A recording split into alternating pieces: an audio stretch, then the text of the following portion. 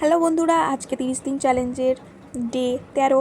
তো আজকে 13 দিন স্পেশাল আমাদের বাড়িতে হবে এঁচোড় বা গাছ ফাটা বা কাঁঠাল, তোমরা যেটা বলে জানো এই জিনিসটাকে। আমরা তো এঁচোড় বলেই জানি। কালকে গাছ থেকে এঁচোড়টা পাড়া হয়েছে। দুদিন রেখে দিলে আঠা শুকিয়ে গেলে না আর ভালো খেতে লাগে না এই এঁচোড়টা।